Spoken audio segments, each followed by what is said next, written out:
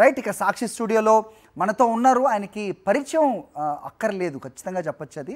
ఎందుకంటే ఆయన మనకి సినిమాల్లో కనబడతారు, ఒక సింగర్గాను వినిపిస్తూ ఉంటారు, అలాగే మిమిక్రీ చేసి అలరిస్తూ ఉంటారు, వెంట్రులాక్విజంతో అబ్బురపరుస్తూ ఉంటారు.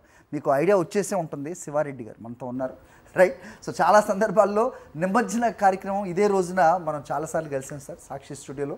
మరొకసారి ఇక్కడికి వచ్చినందుకు ముందుగా ధన్యవాదాలు. థ్యాంక్ యూ అండి, థ్యాంక్ యూ సో మచ్. చెప్పండి, మీరు దివంగత ముఖ్యమంత్రి, మీరు రామారావు గారు మహానటులు, రైట్. ఇప్పుడు వస్తున్న ఒరవడిని చూస్తే ఏమనిపిస్తుంది? నిమజ్జనోత్సవ కార్యక్రమం చూస్తే ఎందరో అన్నదమ్ములకు, ఎందరో ఆడపడుచుల ఆదర అభిమానాల వల్ల ఈరోజు ఇంతటి వాడనయ్యా అని చెప్పేసి సభాముఖంగా మనవి చేసుకుంటున్నాను. ఏ దేశమేగినా ఎందు కాలిడినా పొగడరా నీ తల్లి భూమి భారచినట్టుగా ఈరోజు విఘ్నేశ్వరుడి శోభాయాత్ర సందర్భంగా నన్ను ఈ సాక్షి ఛానల్ పెంచినందుకు మనసు పులకించిపోతుంది. ఆ రోజుల్లో ఈ రోజుల్లో అనే తేడా లేరు. ఏ రోజుల్లో అయినా విఘ్నేశ్వరుడే.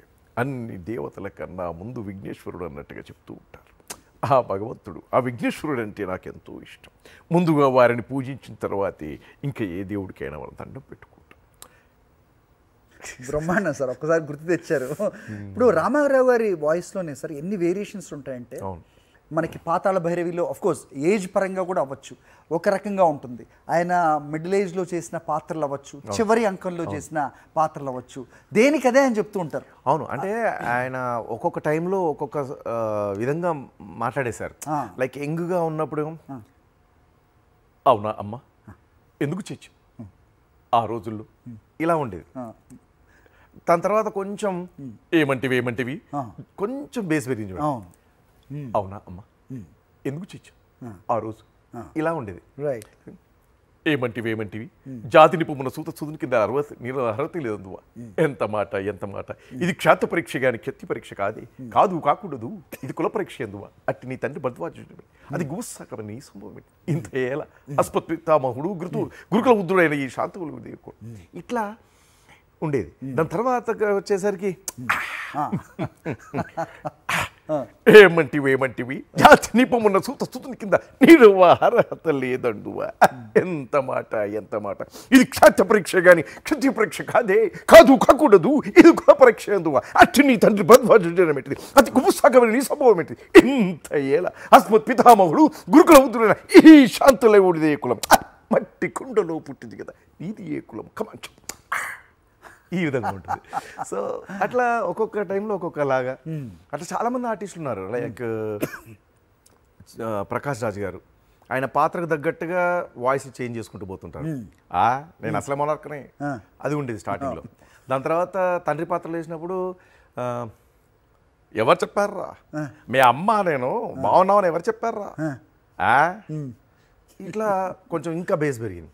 ఓల్డ్ క్యారెక్టర్లు చేసినప్పుడు లైక్ అంతఃపురము లేకపోతే స్టాలిన్, చిరంజీవి గారు స్టాలిన్ ఇట్లా వచ్చేసరికి ఓర్ నాయనో ఏంట్రా ఏ సోంబారి వార్డు మెంబర్ కూడా కాలేవు ఆ తాటి నా కూతురు నీకు ఇచ్చి కట్టబెట్టినా ఎట్టా చూసుకోమన్నారా నా కూతురుని నెత్తి మీద పెట్టి పోచాయి మళ్ళా ఆ డెబ్బడో అన్న అక్కడ వచ్చి నా కూతురు కూసిపోతా ఉంటే అన్నీ మూసుకొని ఉన్నామట. ఇంటికి వెళ్ళినప్పుడు అందరం కూర్చొని ఉన్నాం. మరి శశిధర్ రెడ్డి గారు, గీతారెడ్డి మేడం, అట్లాగే చాలామంది కూర్చొని ఉన్నాం. కూర్చొని ఉన్నప్పుడు వి హనుమంతరావు అన్న అరే రారా బాబు శివారెడ్డి రారా కూర్చో ఇక కూర్చో శశి తెలుసు కదా శివారెడ్డి తెలుసా భలే అమ్మ గీతమ్మ నాకు మా ఇంటికి చాలాసార్లు వచ్చాడు తెలుసు శివారెడ్డి ఉండేవారు అని ఆమె అరే బాబు ఏదో నా లెక్క మస్తు చేస్తాడు సేమ్ టు సేమ్ చేస్తాడు చూడు ఒకసారి అరే మాట్లాడరా ఆయన అని అన్నాడు.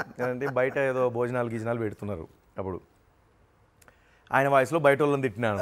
అరే ఎవర్రా అక్కడ లొలియాకు చల్ అందరికీ వస్తుంది రా రే మస్తు చేయించిన ఫుడ్ చాలా మిగులుతుంది ఎవరికేం తక్కువ కాదు లొలియాకురి వచ్చినట్టే మంచుకుంటుంది బిడ్డ అనగానే వాళ్ళ ఆవిడ లోపల వచ్చేసింది.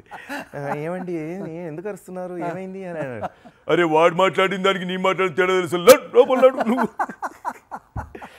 నేను డబ్బున పోయి అమ్మ తప్పైంది నేను చేయబట్టి మీకు అనవసరంగా కోపం పడి అవునా నువ్వు మాట్లాడినావు అని ఆయన అనుకున్నాను అని చెప్పేసి ఆవిడ.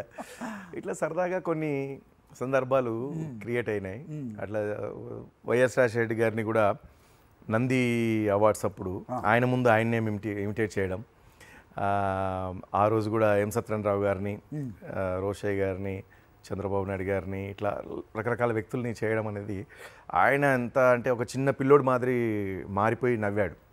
ఆ కాళ్ళు కూడా ఇలా 2 కాళ్ళు లేపి ఇలా కొట్టడం, చప్పట్లు కొట్టడం.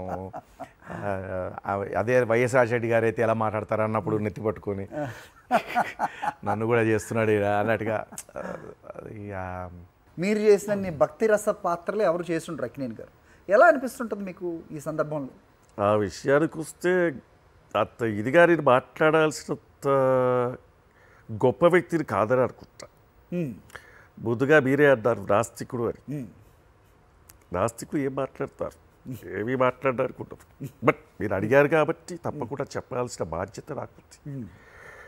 మామూలుగా వినాయకుడిని నిమజ్జనం అని అంటూ ఉంటారు. నిమజ్జనం చేయడంలో తప్పు లేదు, కానీ ఎలాంటి మెటీరియల్ వాడుతుంటారు. మట్టి వినాయకులు తీసుకుంటే బాగుంటుంది, ప్రకృతికి మన సమాచారానికి మంచిది, నీరు పాడు కాకుండా ఉంటుంది. అవన్నీ చూసుకొని చూచి చేస్తే బాగుంటుంది. అంతేగాని ఎక్కడ పడితే అక్కడ భగవంతుడి స్వరూపంతో కూడినటువంటి ఆ వినాయకుడి విగ్రహాన్ని 9 రోజులు పూజ చేసి ఆ తర్వాత ఎక్కడ పడితే అక్కడ పడేయడం అనేది మంచిది కాదు. చిన్నప్పుడు నాగార్జున గారు ఇలాగ ట్యాంక్ బండ్ వైపు వెళ్తున్నప్పుడు మందలించేవారంట మీరు. అవును. నాగార్జున గారు ఏమంటారు? నాన్నగారు నేను అలా వెళ్ళొస్తాను, ట్యాంక్ బండ్కి వెళ్ళి సుర్రు సుమ్మయ్యలాగా అదంతా చూసి వస్తాను. ఎందుకు నాన్నగారు వద్దంటారు? ఏం కాదు, నాకు నా ఫ్రెండ్స్ ఉన్నారు, వెళ్ళొస్తాను, మీ దీవెనలు ఉన్నాయి, ఆ భగవంతుడి బ్లెస్సింగ్స్ ఉన్నాయి, అవ్వరడవ్వ సుర్రు సోమైపోవాలి అంతే. రైట్. మీరంటే హైదరాబాద్లో పుట్టి పెరిగిన వాళ్ళు మీరు కానీ బాలకృష్ణ గారు కానీ. సో బాలకృష్ణ మీరు కలిసి ఎప్పుడన్నా వెళ్ళారా? లేదు, బాలయ్య బాబు బయటకు వస్తే సుర్రు సుమ్మైపోద్ది అంతే. బాలకృష్ణ గారు మీరు నాగార్జున గారు ఒక స్టాండ్లో ఒక ప్లాట్ఫామ్ మీద కనబడరని చెప్తూ ఉంటారు. మాకేమో మరి అప్డేట్స్ అంతున్నాయి, శివారెడ్డి గారు చెప్తున్నారు మీరిద్దరు కలిసి నిమజ్జనానికి వెళ్ళేవాళ్ళు అంట చాలాసార్లు. బాలయ్య గారు ఏడి శివారెడ్డి రమ్మరండి చెప్తాను. నేను అదే భగవంతుడు కొలవని వారు ఎవరుంటారు? ఆ రోజుల్లో నాన్నగారు సాంప్రదాయంగా తాతగారు నాన్నగారు అందరూ కూడా ప్రతి ఒక్కరు కూడా భగవంతుని పూజించాలి. భగవంతుడి బిడ్డలమే మనము, భగవత్ స్వరూపులము. శుక్లాంబరధరం విష్ణు శశివర్ణం చతుర్భుజం ప్రసన్నవదనం ధ్యాయ సర్వ విజ్ఞోపశాంతి అన్నట్టుగా ముందుగా వారిని పూజించుకొని ఆ తర్వాత బయటలు కూడా పెడతారు వినాయకుడిని. ప్రతి చోటకి వెళ్తూ ఉంటాను. దైవం లేదే మనిషి లేడు, పుట్టుక లేదు. కాబట్టి దైవాంశ సంభూతులు అయినటువంటి చాలామంది ఉన్నారు, వారిని చూచి నేర్చుకోవాలి అంత ఉంటుంది. అదే నాగార్జున గారితో వెళ్ళానంటే ఎవరితోనే వెళ్తాను. నాట్ ఓన్లీ నాగార్జున, ఎవరితోనే వెళ్ళొచ్చు. భగవంతుని చూడడానికి ఎవరితోనైతే దాని ధైర్యం. ఇదంటే ఎంత కష్టం అంటే బాలకృష్ణ గారిది. అంటే అనుకరించడం ఈజీ అయినప్పటికీ ఆయన మీరు చెప్పినట్టుగా ఒక 2 నిమిషాలు మాట్లాడితే దాంట్లో ఒక మన ఇలాంటి శ్లోకం కానీ ఇలాంటిది ఖచ్చితంగా వాడతారు. అది వాడితేనే ఆయన వాయిస్ కరెక్ట్గా చేస్తున్నట్టు అనిపిస్తూ ఉంటుంది. రైట్. రాజంతే తత్ర పూజంతే అన్నట్టుగా యదా నాస్తి తదా దుర్భిక్షం, ఎడ నాది పూజించబడుతుందో అక్కడ భగవంతుడు ఇట్లా. చంద్రబాబు గారు, సో ఇప్పుడు హైదరాబాద్లో చూస్తున్నారు మీరు నిమజ్జన కార్యక్రమం ఎంత అంగరంగ వైభవంగా జరుగుతుంటుందో. ఇప్పుడు ప్రతిదీ ఇప్పుడు పోటీ అంటున్నారు కదా, మరి కృష్ణానది ఉంది అక్కడ, మీరు ప్రోగ్రామ్స్ ఇలాంటివి ఏం చేయరా? అక్కడ ఉన్న భక్తులకి మరి వినాయకుడు అక్కర్లేదా ఏంటి? మీరు కాంట్రవర్సీలో వెళ్తున్నారు, మర్యాదగా మీ స్టూడియోకి వచ్చాను. ఆ మాదిరిగా మనం మాట్లాడుకోవాలి. భగవంతుని గురించి మాట్లాడుతున్నప్పుడు మీరు కాంట్రవర్సీలో వెళ్ళే ప్రయత్నం చేస్తూ ఉన్నారు. చూడ్డానికి చక్కటి బొట్టు పెట్టుకొని కళ్ళజోడు పెట్టుకొని చక్కటి స్మైల్తో ఉన్నారు, లోపలంతా ఇంకో విధంగా ఉంది. ఎంత మీ స్టూడియోకి వస్తే మాత్రం ఆ మాదిరిగా మీరు క్వశ్చన్స్ అడగడం కరెక్ట్ కాదు, సబబు కాదని చెప్పేసి తెలుసుకుంటున్నాను. ప్రతి ఒక్కరికి అవసరం భగవంతుడు, ప్రతి ఒక్కరికి అవసరం భగవంతుడు. ఎక్కడున్నా కూడాను, అది ఎక్కడ తెలంగాణ కావచ్చు, రాయలసీమ కావచ్చు, ఆంధ్రలో కావచ్చు, ఇంకో కోస్తాలో కావచ్చు, ఎక్కడైనా సరే ఆ భగవంతుడు ప్రతి ఒక్కరిని ఆశీర్వదిస్తారు. ఆ మాదిరిగా మనం మొక్కుకుంటాం, ఆ మాదిరిగా వారిని పూజించుకుంటూ ఉంటాం. ఆ మాదిరిగా మనం ముందు పోవాలి. మీ అందరు కూడాను ఈ ప్రాంతం ఆ ప్రాంతం అని తేడా లేకుండా ప్రతి ఒక్కరు కూడాను భగవంతుని స్మరించుకోవాలి. ఆ భగవంతుడు లేకపోతే మనం లేము, మీ అందరికీ తెలుసు అని చెప్పేసి విజ్ఞప్తి చేసుకుంటున్నాను. ఆ మాదిరిగా ట్యాంక్ బండ్లో కావచ్చు, ఇంకో దగ్గర కావచ్చు, ఆంధ్రాలో ఇంకొక ఇతర ప్లేస్లలో కావచ్చు, అన్నీ కూడా నిమజ్జనాలు బాగా జరగాలని ఆ భగవంతుడు ఆ శక్తిని అందరికీ ఇవ్వాలని మనస్ఫూర్తిగా కోరుకుంటా ఉన్నాను. ఎక్కడ ఏ గొడవలు లేకుండా అందరూ కూడా బాగా ముందుకు వెళ్ళాలని చెప్పేసి తెలుసుకుంటున్నాను. అవునా కదా తమ్ముళ్ళు? గట్టిగా చప్పళ్ళు కొట్టండి. Right sir. కృష్ణ గారు, ఈ విషయం మీకు తెలుసా? శోభన్ బాబు గారు మీకు తెలియకుండా ప్లాన్ వేస్తున్నారు ఈసారి లడ్డు ఆయనకే. అది శోభన్ బాబు అయినా కావచ్చు, ఎవరైనా కావచ్చు, భక్తితో ఎవరు ఏ లడ్డు కొన్నా కూడా దానికి ముక్తి కలుగుతుందని చెప్పేసి తెలియజేసుకుంటున్నాను. శోభన్ బాబు గారు కొన్నా కూడా నాకు ఇంటికి ప్రసాదం పంపిస్తారు. అది గుర్తుంచుకోండి మీరు. ఎవరు కొంటేనే భగవంతుడి ప్రసాదం కళ్ళకు అద్దుకొని తీసుకోవాలే తప్ప వారు కొంటే నాకు ప్రాబ్లం అవుతుంది, వీరు కొంటే నాకు ప్రాబ్లం అవుతుందనే ఆ నినాదం ఉండొద్దు. అందరూ ఒక్కటే కళామ తల్లి ముద్దబిడ్డలం. ఏమంటారు? హాహా, బాగా చెప్పారు కృష్ణ గారు. హాహా. శోభన్ బాబు గారు మరి మీరేమనరా? అంటే కృష్ణ గారు ఆయన పోటీలో ఉన్నారు. ఆయన శోభన్ బాబు గారు ఏవి అనరు, చాలా మృదు స్వభావి. అలాగే కృష్ణ గారు కూడా చాలా మంచి మనసున్నటువంటి వ్యక్తి. ఏదేమైనా కూడా దీనిలో నేను జోక్యం కలుసుకుంటున్నాడు. చిరంజీవి గారు ఎందుకు జోక్యం చేసుకుంటున్నారని మీరు అనుకోవద్దు సుమి. ఏదైనా మేమన్నా అనుకోకపోయినా రాజశేఖర్ గారు అనుకుంటారు. రాజశేఖర్ గారు ఏమన్నారు తెలుసా? ఏమన్నారు? ఒకసారి మాట్లాడి మీరే. ఏమన్నారో చెప్తే కదా నాకు తెలుస్తుంది. బాలాపూర్ లడ్డు 32 లక్షలకు పాడింది అంటే నిజంగా అదృష్టంగా నిజంగా. అంటే ప్రతి సంవత్సరం వాళ్ళు పోటాపోటీగా చేస్తూ ఉంటారు, పాడుతూ ఉంటారు. దానికంటే ఒక ప్రత్యేకత. అలాగే ఖైరతాబాద్ వినాయకుడు నిజంగా వారు ప్రతి ఒక్కసారి ఒక్కొక్క డిఫరెంట్ స్టైల్లో చేస్తూ ఉంటారు. ఈసారి వారు సింధూర్ అనే ఒక ఇదితో, ఆ నిదానంతో మోడీ గారు చేసినటువంటి ఆ పనికి మెచ్చి ఈరోజు ఈ సంవత్సరం ఆ విధంగా వారు ముందుకు పోవడం అనేది నిజంగా చాలా సంతోషం. సాక్షి ఛానల్ పిలిస్తే రాలనుకున్నారా? రాలేనుకున్నారా? కాశీకి వెళ్ళాడు, కాశించుకున్నాడు, వారు నసుడు తన వస బాసుకున్నారా? అదే వేడి, అదే పౌరుషం. దెబ్బకాయ. మీరు ఇంత కాంట్రవర్సీ లేకుండా చెబుతున్నారు, కానీ ఇది శోభన్ బాబు గారు గెలుచుకోవడానికి, కృష్ణ గారు ఓడిపోవడానికి వేళల్లో మీరే ప్లాన్ వేశారు, ఆ రకంగా స్కెచ్ గీశారని రాజశేఖర్ గారు అన్నారు. జీవిత నువ్వు చెప్పినావా? ఆయన ఏమో చెప్తున్నారు చూడు. అదే వాళ్ళు ఏమో చేసినారు, నేనేదో చెప్పినాను అని చెప్పి నాకు నేనేం చెప్తాను. నాకు నేను లైవ్లో మీ ఇద్దరు చేసేది శివారెడ్డి చేసి మీరు చేసేది చూస్తా ఉన్నాను, ఎంజాయ్ చేస్తా ఉన్నాను. నేను ఎక్కడ చెప్పినాను మీరు అనవసరంగా చిరంజీవికి నాకు గొడవ ఏం చెప్తారు దానికి? జీవిత గొడవ చేస్తున్నారు, లింక్ ఇది పెడుతున్నారు ఎక్స్ ఇది కాదు లేదా? చిరంజీవి చాలా మంచారు, బాగా చేస్తారు. అని మీరు ఇప్పుడు ఇలా అంటున్నారు, మీరు ఏమన్నారో పవన్ కళ్యాణ్ గారికి తెలిసింది. మీరు ఇలా అన్నారు చిరంజీవి గారిని.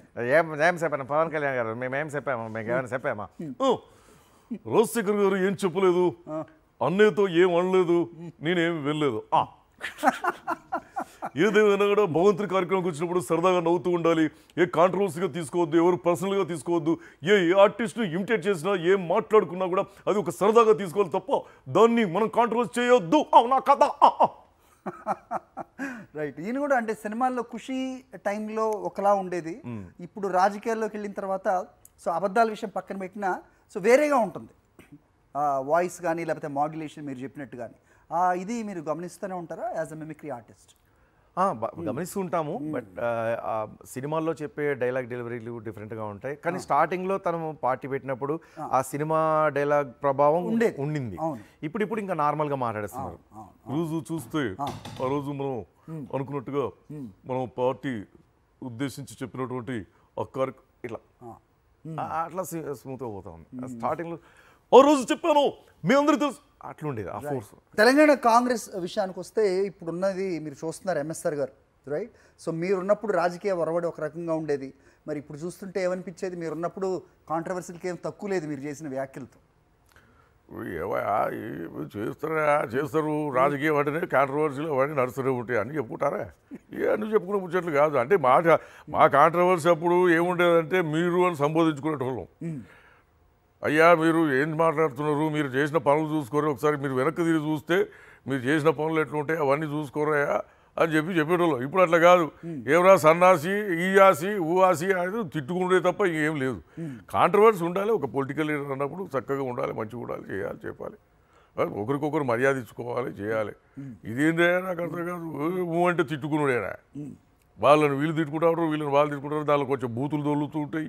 ఇష్టం వచ్చినట్టుగా మర్యాద లేకుండా, ఒక శాసనసభ్యుడికి మర్యాద లేకుండా, ఒక మినిస్టర్కి మర్యాద, ఒక ఎంపీకి మర్యాద లేకుండా, ఒక ముఖ్యమంత్రికి మర్యాద లేకుండా వాళ్ళు ఉన్నప్పుడు వీళ్ళని తిడుతుంటారు, వీళ్ళు ఉన్నప్పుడు వాళ్ళని తిడుతుంటారు. అది సీఎం అని చూడరు, లేకపోతే మామూలు వ్యక్తి అని చూడరు. ఏ నృత్త మాటలు ఉన్నాయి. ఇక అన్నీ చెప్పుకునే ముచ్చట్లు కాదు. అప్పట్లో మా రాజకీయం వేరు, మా కథ వేరు. సోనియా గాంధీ తీసుకొచ్చి, నేనే ఇందిరాగాంధీ తీసుకొచ్చి, నేనే గాంధీ తాతను తీసుకొచ్చి, నేనే సుభాష్ చంద్రబోస్ తీసుకొచ్చి, నేనే ఎక్కడికే మీ ఇంటికా కాదే పార్టీలకి. సో రోసే గారు మీకేమనిపిస్తుంది ట్యాంక్ బండ్ చూస్తుంటే? సో అంగరంగ వైభవంగా ఉంది ఇక్కడ మన హైదరాబాద్లో నిమజ్జనం కార్యక్రమం. చాలా బాగుంది. ఏమిటి ట్యాంక్ బండ్ మీద పోలీసు వ్యవస్థ వారు తీసుకున్నటువంటి చొరవ, వారు తీసుకున్నటువంటి అన్నీ కూడా నిబంధనలు ఏదైతే ఉన్నాయో అదంతా కూడా పోలీసు వారికి ఆ క్రెడిట్ దక్కుతుందని చెప్పేసి తెలియజేసుకుంటా ఉన్నాను. దగ్గుతుందని కాదు. ఏమిటి అదేవిధంగా ట్యాంక్ బండ్ దగ్గరికి ఆ ప్రొటెక్షన్ కూడా అవసరం. ఎందుకంటే చుట్టుపక్కల ప్రాంతాల నుంచి కూడా ఎక్కడెక్కడి నుంచో కూడా వచ్చి చూసే అవకాశం ఉంది. అందులో చిన్నపిల్లలు ఉంటారు, ఆడవాళ్ళు ఉంటారు, ప్రతి ఒక్కరు కూడా ఉంటారు, వృద్ధులు ఉంటారు. వారందరికీ సమపాలుగా రక్షణ కల్పించడం అనేది మన బాధ్యత. కాబట్టి వారందరూ కూడా పోలీసు వ్యవస్థ దీనిలో సక్సెస్ అయిందని చెప్పేసి చెప్పుకోవచ్చు. వారు విజయం సాధించారని కూడా చెప్పుకోవచ్చు. అన్ని పరిసరాలు, అన్ని ప్రాంతాల్లో చక్కగా పోలీసు వ్యవస్థ చక్కగా చురుగ్గా పాల్గొంటుందని చెప్పేసి తెలియజేసుకుంటూ వారందరికీ కావాల్సినటువంటి సదుపాయాలు కూడా ఏర్పాటు చేసి నిన్న నేను చెక్ చేయడం కూడా జరిగింది. ప్రతి చోట టాయిలెట్స్ కావచ్చు, మంచినీళ్ళు కావచ్చు, రెస్ట్ తీసుకోవడానికి మరి ఒకవేళ వర్షం పడితే వారికి కొంచెం తలదాచుకునే విధంగా అన్నీ కూడా ఏర్పాట్లు చేయడం అనేది గవర్నమెంట్ని నేను ప్రత్యేకంగా అభినందించుకోవడం ఉండలేకపోతున్నాను. రైట్. కేసీఆర్ గారు మీరు చెప్పండి, అటు రోసయ్య గారు చూసినా, ఇటు సీనియర్ నాయకులు అందరు చూసినా నిమజ్జనం దగ్గర ఉన్నారు, మీరేమో ఎర్రవెల్లి గెస్ట్ హౌస్లోనే ఉన్నారు. ఏంటి సార్ ఇది? పరిస్థితుల ప్రభావం. ఇంతకుముందు నేనుంటేనే ఇప్పుడు వాళ్ళు ఉన్నారు, ఎవరు ఉంటేనేందే అది అవుతుంది కదా, అయ్యే పని అయితేనే ఉన్నది.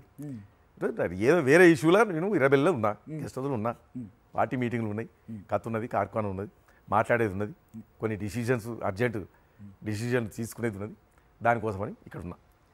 లేదంటే నన్ను కూడా పోయి ట్యాంక్ బండ్కి పోయి ఏమంటావేందా నాకు కాదు, తెలివక అడుగుతున్నా ముచ్చట. భయంగా కూడా బజార్లో గుడి పెట్టిందట, ఏం అడగనట్టే చక్కగా వండుకుంటూ అని అడిగేటే అడుగుతూనే ఉన్నాడు. పొట్టోని పొడుగోడు కొడితే పొడుగోడు పోషమ్మ కొట్టిందట. అట్లా శాస్త్రం ఏందా నీ లొల్లి నాకు అర్థం కాదు, నీ సంగతి బయట చెప్తా, మళ్ళీ అత్త నేను వచ్చినప్పుడు నీ సంగతి చెప్తా. వండర్ఫుల్ శివారెడ్డి గారు. దండాలయ్యా ఉండ్రాలయ్యా దీవించయ్యా దేవ, నీ అండా దండా ఉండాలయ్యా చూపించయ్యా తోవా, తండ్రి వల్ల ఆదరించి తొండమెచ్చి దీవించయ్యా. అట్లా. Wonderful sir, thank you so much. Thank you. ఎప్పుడైనా ఎక్కడైనా మీ చేతిలోనే వార్తా ప్రపంచం. మీ మొబైల్లో, మీ కంప్యూటర్లో, మీ టీవీలో సాక్షి టీవీ డిజిటల్ ప్రసారాల కోసం లాగిన్ అవ్వండి www.youtube.com/సాక్షి టీవీ. సబ్స్క్రైబ్ సాక్షి టీవీ యూట్యూబ్ ఛానల్.